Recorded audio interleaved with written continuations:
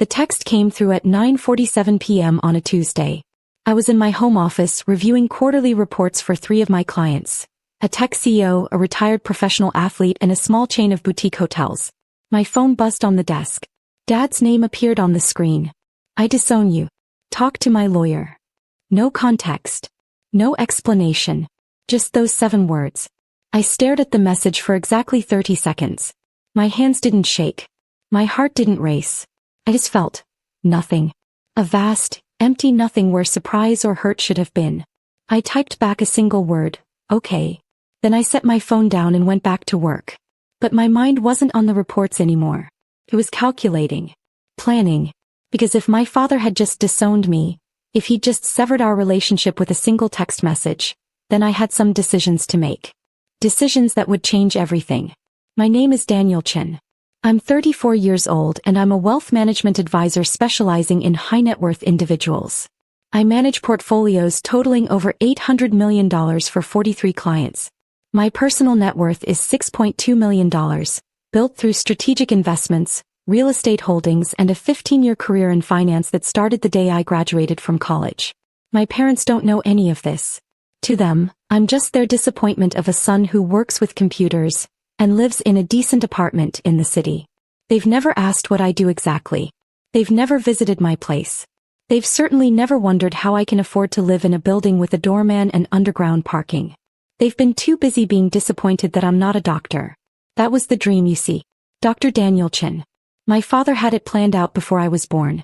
Pre-med at an Ivy League school, medical school at Johns Hopkins or Stanford, residency in neurosurgery or cardiology, a prestigious practice, a big house in the suburbs, a respectable wife, 2.5 children.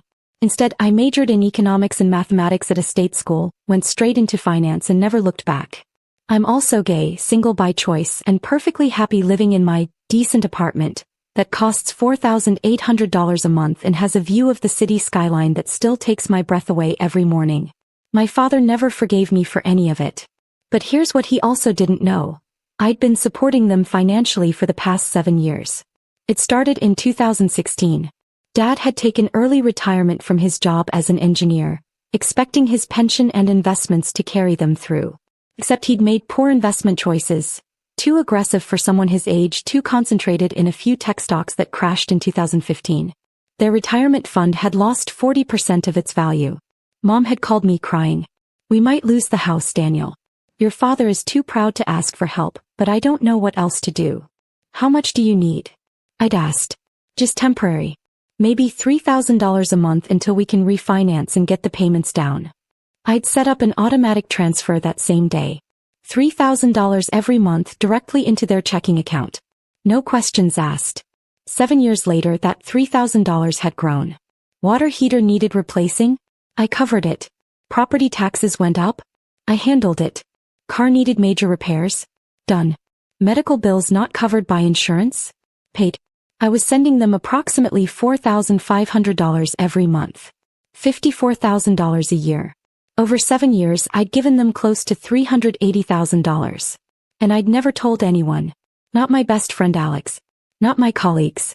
Certainly not my younger sister Michelle, who lived across the country and called once a year on Christmas. Why did I do it? Because they were my parents. Because despite everything, despite the disappointment and the subtle rejection and the constant comparison to children of their friends who'd become doctors and lawyers, they were still the people who raised me. But after 7 years of silent support, I'd finally made a mistake.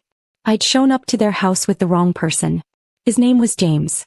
We'd been dating for 4 months, long enough that I was starting to think it might be serious, short enough that I hadn't introduced him to my family yet.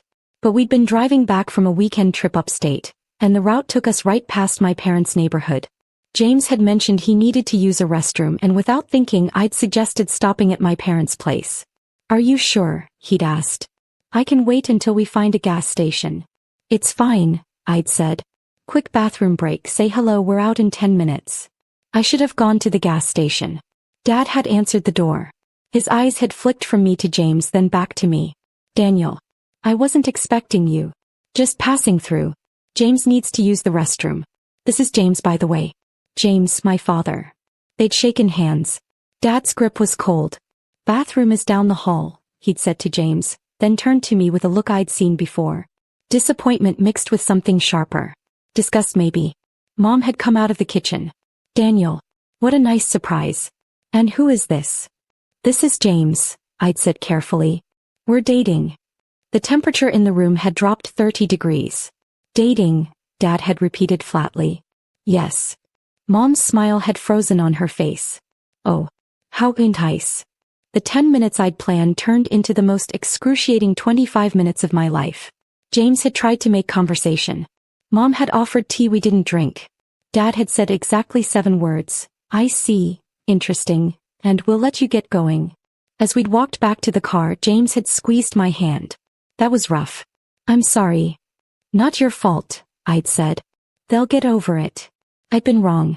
The text had started the next day. Mom, Daniel, we need to talk about your lifestyle choices. Dad, this is not how we raised you. Mom, what will people think? What will we tell our friends? Dad, you need to reconsider this path you're on. I tried to call them. Dad had declined every call.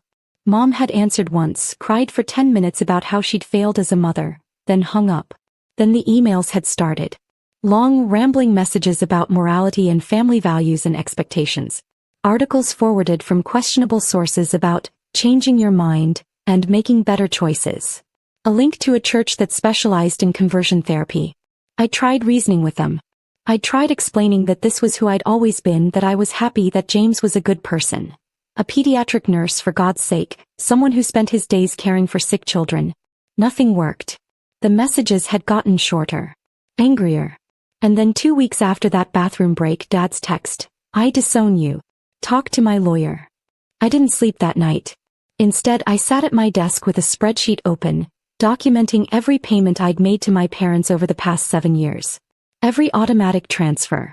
Every one-time payment for emergencies. Every bill I'd quietly handled. The total came to $383,750. Nearly $400,000, given freely without contracts or conditions because they were my parents and they needed help. Given by a son they just disowned via text message. At 2 a.m. I logged into my banking portal. I pulled up every automatic payment scheduled to my parents. The monthly $3,000 base support. The additional $1,500 that had become standard. The supplemental payments I'd set up for their property taxes and insurance. I canceled every single one. Then I drafted an email to their utility companies, their insurance providers, their mortgage company. I removed my credit card from all their accounts. I canceled the backup payment methods I'd set up years ago, just in case. It took 45 minutes to systematically dismantle 7 years of financial support. When I was done, I sat back and felt something I hadn't expected. Relief. At 8 a.m. I called my attorney. Richard, I need you to do something for me, I said. My father says I need to talk to his lawyer. I want to be prepared. Prepared for what? I don't know. Maybe nothing. Maybe he's trying to scare me. But I've been financially supporting my parents for 7 years and I just cut off all funding. I want documentation of every dollar I gave them, and I want to know what my legal exposure is if they try to claim I owe them something. Richard was quiet for a moment. Daniel, are you telling me you've been giving your parents roughly $50,000 a year for 7 years, and you never had them sign a promissory note or gift acknowledgement? Correct. And now your father has threatened legal action? He disowned me actually. Via text. The legal threat was implied. Jesus. Send me your banking records. I'll have my paralegal start compiling documentation. In the meantime, don't communicate with your parents except through writing, text or email only. Nothing verbal. We need a paper trail. Already ahead of you. Good.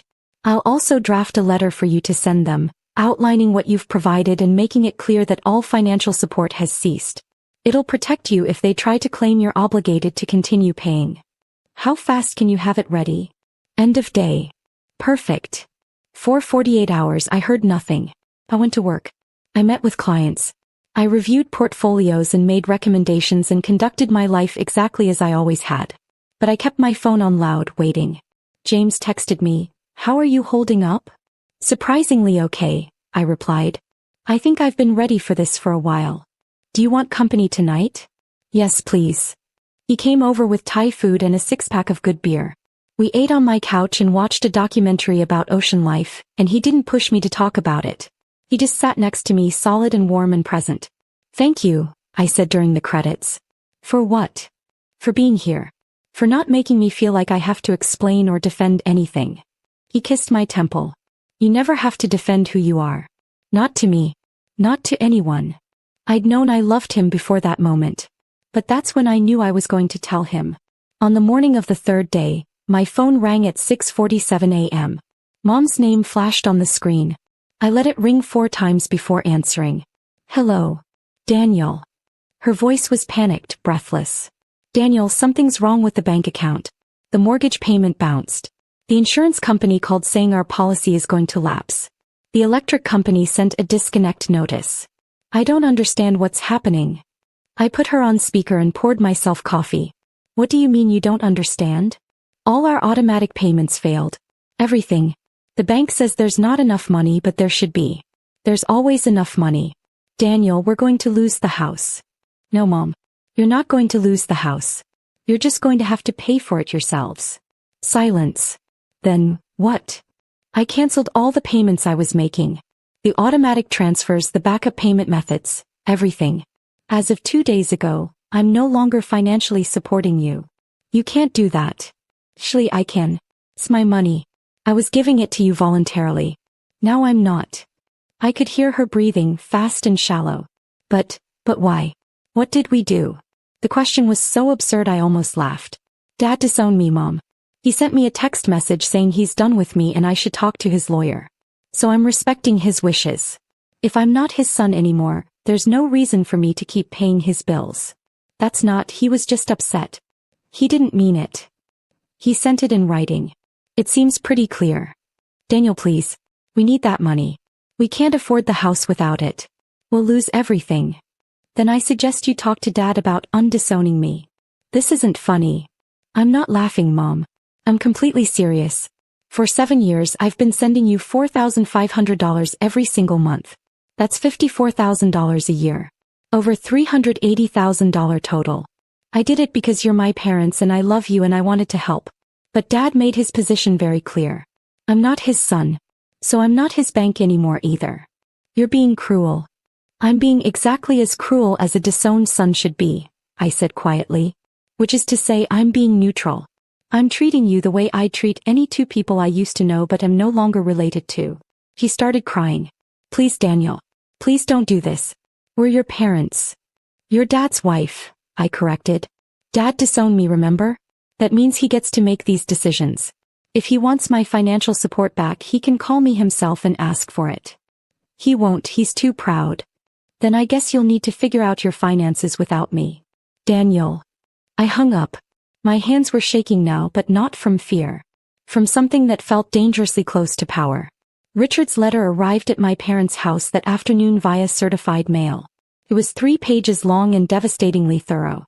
Page 1 outlined every payment I'd made over 7 years, complete with dates, amounts, and purposes. It totaled $383,750.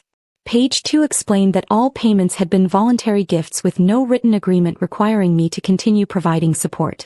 It cited the legal principle that adult children have no obligation to financially support their parents in our state. Page 3 was the kicker. It stated that in light of my father's written termination of our father-son relationship, the text message was included as an exhibit. I was exercising my right to cease all voluntary financial support immediately. It also noted that I was generously choosing not to pursue repayment of the $383,750 I'd already provided, though I would be within my rights to do so. The letter concluded with a simple sentence. Mr. Chin hopes that his parents can achieve the financial independence he has long encouraged them to develop. Richard had called me after it was delivered. Your mother's already contacted my office, he said. She wants to talk. Tell her to put it in writing. She's claiming you're financially abusing them. Actually laughed. I'm financially abusing them by not giving them money? That's rich. That's what I told her in more professional terms. She hung up. Good. Daniel, I have to ask. Are you sure about this? If they lose their house. They won't lose their house. They'll figure it out. Sell the house and downsize. Cut their expenses. Maybe ask my sister for help for once. Maybe, God forbid, ask Dad's lawyer for financial advice instead of using him to threaten me. Fair enough. I'm here if you need me. My phone exploded over the next week. Mom called 17 times. I didn't answer. She sent 43 text messages ranging from pleading to accusatory to manipulative. I read them all but responded to none. Then Michelle called. What the hell did you do? She demanded. Hello to you too, Michelle. Mom called me crying. She says you've abandoned them. That you're letting them lose their house. Is that true? No. I stopped paying their mortgage, which I'd been doing for 7 years without telling you. They can pay it themselves. They can't afford it. Then they shouldn't have bought a house they couldn't afford. Or Dad shouldn't have gambled their retirement fund on risky tech stocks. Or they shouldn't have spent the last 7 years spending every dollar they made because they knew I was covering their basic expenses. This is insane. You're going to let our parents become homeless over what? A fight. Dad disowned me, Michelle. In writing. Because I introduced him to my boyfriend. She was quiet for a moment. He did what? He sent me a text message saying he disowns me and I should talk to his lawyer. Because I'm gay and he doesn't approve. So I'm respecting his decision. If I'm not his son, I'm not his ATM. That's Jesus, Daniel. I didn't know. How could you? You call once a year. He sucked in a breath. That's not fair. Isn't it? When's the last time you asked how I was doing? When's the last time you offered to help Mom and Dad with anything? I've been sending them $4,500 a month for 7 years, Michelle. $54,000 every year. Where were you? I'm in graduate school. I'm broke. And I was 27 years old when I started helping them. I made it work. You could have too if you'd even known there was a problem. But you didn't know because you didn't ask. So what, now you're punishing all of us because Dad's a bigot? I'm not punishing anyone. I'm just done being the family ATM while being told I'm not really family. She hung up. 2 days later she called back. I talked to Dad, she said quietly. He's not backing down. He says you made your choice and he made his. Okay. Daniel, he's going to lose the house. No, Michelle. You're all going to let him lose the house because none of you are willing to step up and help. There are 3 of you and 1 of me. Figure it out. I can't afford $4,500 a month. Neither could I when I started. I made it work because I loved them. Apparently you love them less than I did. That's not. Or maybe you love them exactly as much as they deserve to be loved by children they've rejected and ignored. This time I hung up. 3 weeks after I cut off funding, I got a call from an estate attorney named Margaret Winters. Mr. Chen, I'm representing your father in a matter regarding financial support obligations. I understand you've been providing monetary assistance to your parents and have recently ceased that support. That's correct. Your father is exploring legal options to compel you to resume payments.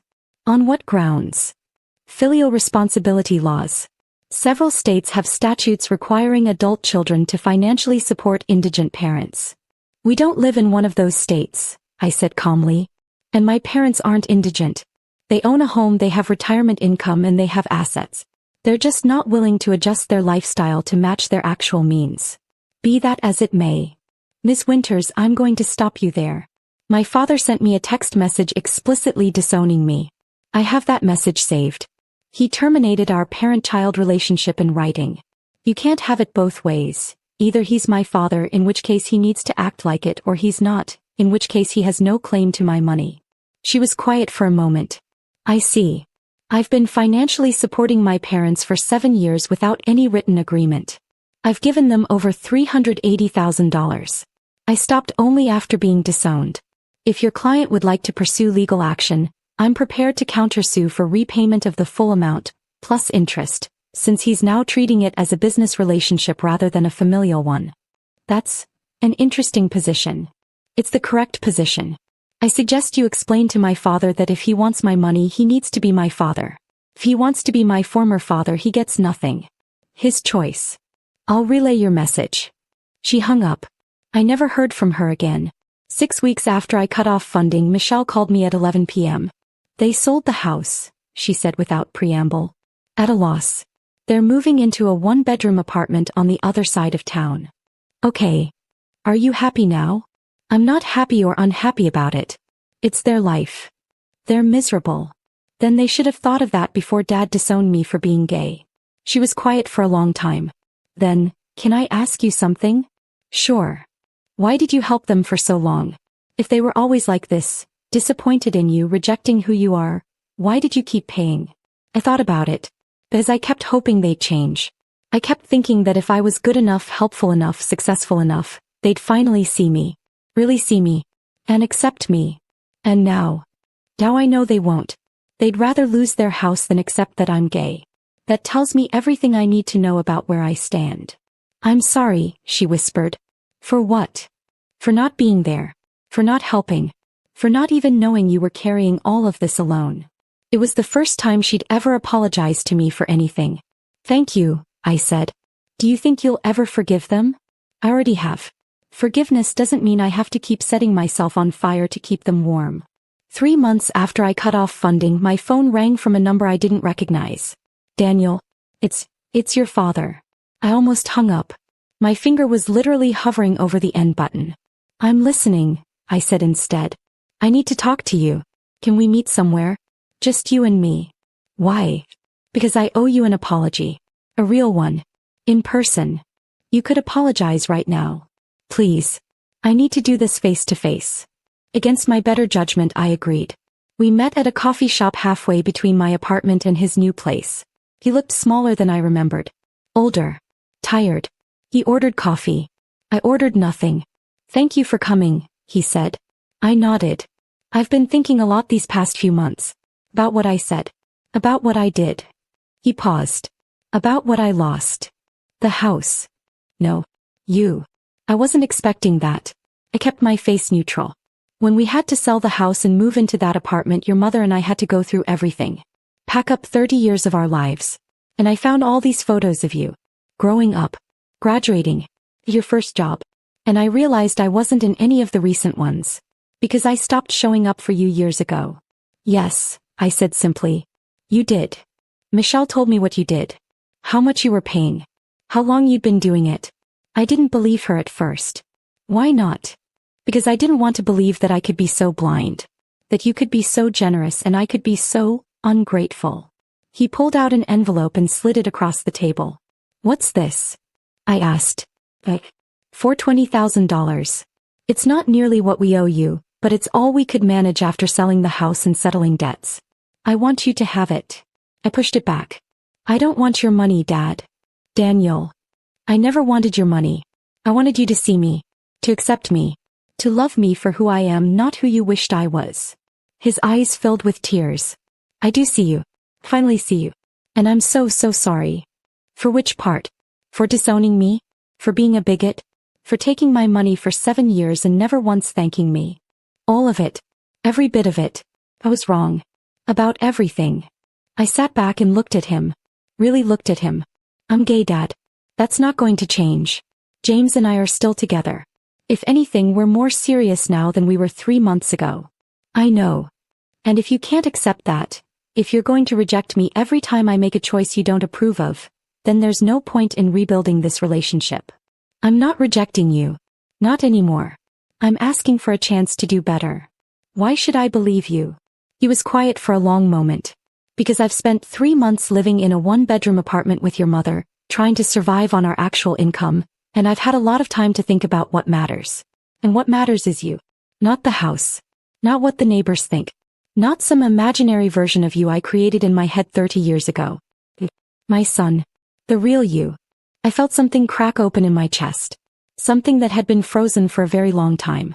I can't just forget what happened, I said. I can't pretend you didn't disown me. I'm not asking you to forget. I'm asking you to let me try to make it right. How? However you need me to. Therapy. Family counseling. Meeting James properly. Learning about your life instead of trying to control it. Whatever it takes. I pulled out my phone and scrolled to the text message. The one that said, I disown you. Talk to my lawyer. Delete this, I said, showing him the screen. Send me a new message. One that says something different. He pulled out his phone with shaking hands. A moment later my phone buzzed. You are my son. I love you. I'm sorry. Please give me a chance to prove it. I looked at the message for a long time. One chance, I said finally. That's all you get. If you reject me again, I'm done. Forever. I understand. And I'm not resuming financial support. You need to live within your means. I know. We're figuring it out. Good. He reached across the table, hesitant. I let him take my hand. Thank you, he whispered. Thank you for not giving up on me. I'm not sure I haven't, I said honestly. But I'm willing to find out. A year after that coffee shop conversation, James and I hosted Thanksgiving at our new place. A 3-bedroom condo we'd bought together 6 months earlier. Mom and Dad came. So did Michelle and her new boyfriend. And my parents' new friends from their apartment complex. An elderly couple named Ruth and Howard who'd become surrogate grandparents to us all. Dad and James spent an hour in the kitchen talking about James's work at the children's hospital. Mom showed me photos of the volunteer work she'd started doing at a literacy center. Michelle pulled me aside to tell me she'd started therapy to work through our family dynamics. It wasn't perfect. There were still awkward moments. Still old patterns trying to resurface. But when Dad said grace before dinner, he included a line he'd never said before. And thank you for my son Daniel, who taught me what real generosity looks like. Even when I didn't deserve it. I looked at James, who squeezed my hand under the table. Later that night, after everyone had left and we were cleaning up, he asked, "Are you happy you gave them another chance?" I thought about it. I'm happy I gave Dad a chance to become the father he should have been all along. Whether he succeeds or not, at least I know I tried. That's very mature of you. I learned it from cutting them off, actually. I learned that I don't owe anyone access to my life or my resources just because we share DNA. I learned that boundaries aren't cruel, they're necessary. And I learned that sometimes the most loving thing you can do is stop enabling someone's worst behavior. And the $380,000? Gone forever. I'll never see that money again, and I'm okay with that. Really. Really. Because it bought me something more valuable than money. What's that? Freedom. The freedom to choose who I have in my life based on how they treat me, not on obligation. The freedom to know my own worth. And the freedom to walk away when someone shows me they don't value what I bring to the table. James kissed me. I'm really glad you didn't walk away from me. I almost did, you know. Right after everything happened. I almost broke up with you to avoid dragging you through all the family drama. What stopped you? You told me I never have to defend who I am. And I realized you were right. With you, I never have to be anyone but myself. That's worth fighting for. My phone buzzed. A text from Dad. Thank you for today. It meant everything to your mother and me. Also, James's pumpkin pie was better than mine. Don't tell him I admitted that. I smiled and showed James the message. Should I gloat? He asked. Absolutely. You earned it. He laughed and we went back to cleaning up, and everything was exactly as it should be. Not perfect. Not easy. But honest. And real. And built on a foundation I'd created by knowing when to give, when to stop giving, and when to demand better. That's the thing about cutting people off financially. It shows you who they really are when the money disappears. And sometimes, if you're very lucky, it shows them who they really are too. Dad had been willing to lose a house to keep his pride. But he hadn't been willing to lose me. That made all the difference.